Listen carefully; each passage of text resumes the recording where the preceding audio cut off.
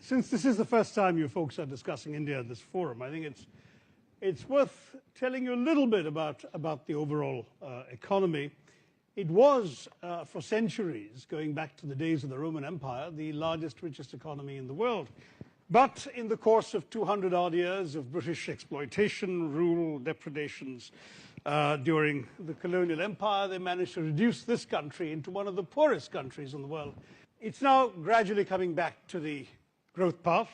It's the third largest economy in the world now in purchasing power parity terms. I'll come back to that in a second. Capable of getting to the top three nominally as well, if it continues growing as it is. And since 1991, it's managed a compounded annual growth rate of 8.4%, which is second only to China. And the real estate market in India will therefore, it's predicted by reputable sources as being expected to increase by 7 times its current size of $126 billion. Now, the real estate market, therefore, is looking at a massive young population, real economic development, the obvious need for housing and commercial space, and if you just take one example, the IT sector, for example, you've got office space, which the requirements are about 34 million square feet in India's big cities, with estimated returns in a city like Mumbai at 12 to 19% to developers. Bureaucracy is also coming down quite a bit. The Mumbai Corporation, for example, or the Techno Park in Trivandrum, where Ajay and I come from, have both gone in for a single window clearance mechanism to cut the time required for permissions to get construction projects off the ground. In the state of Kerala, of which Trivandrum is a capital, the process of standardizing and easing the issue of permits to speed up things has gained tremendous speed, and corruption, therefore, is dropping down. Now, we classify our cities into Tier 1, 2, 3, and 4. Tier 1 are the big metropolitan cities, over 10 million in population, many of them, the ones you've heard of, Mumbai, Calcutta, Delhi, Bangalore, Chennai, and so on. So the opportunity is very much there for foreign players.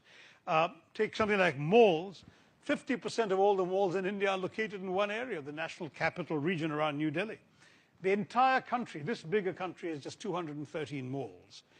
Trivandrum, which we've mentioned a couple of times, has no malls currently, but 3 major ones are under construction, and one of them is going to be part of Taurus's coming up project.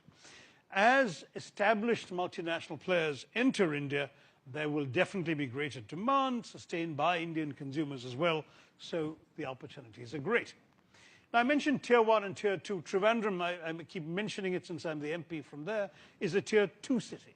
So while you've got the big metropolitan cities like Mumbai and Bangalore, which do attract investment already, the Tier 2 Indian cities are an underexploited opportunity. They have been expanding and growing rapidly, but there are 65 Tier 2 cities in India with about 1.5 million people or more in each one of them, and there simply isn't enough that has been done to jump into these cities. I'm conscious of the time, so I won't give you more examples. I could in conversation, but cities like Trivandrum, Visakhapatnam, Bhubaneswar, there are a number of cities like this which are really transforming in many ways their own infrastructure and need significant real estate development. And as I say, these aren't tiny places. You're looking at 1.5 million people in all of these. Trivandrum, by the way, has the highest per capita income of any city in India, which is quite astonishing because it's even higher than Mumbai. In my own constituency, therefore, we have a national highway bypass, a project that had been pending for 40 years till I bust through the log jams. We have a port coming up, which is going to be India's only all-weather deep-sea port and container transshipment site, working with a private partner. We have a techno park that's housing various multinational companies. We have research and educational institutions. And in other words, I mean, I've taken a bit longer than I planned, but just to say that you've got this huge, big, large, booming country with tremendous opportunities, not enough real estate players coming in to exploit it, and that's why I believe it's time that the MIT World Real Estate Forum focused on India and checked out the opportunities that really have been there for a while and have been neglected in recent years by most of you.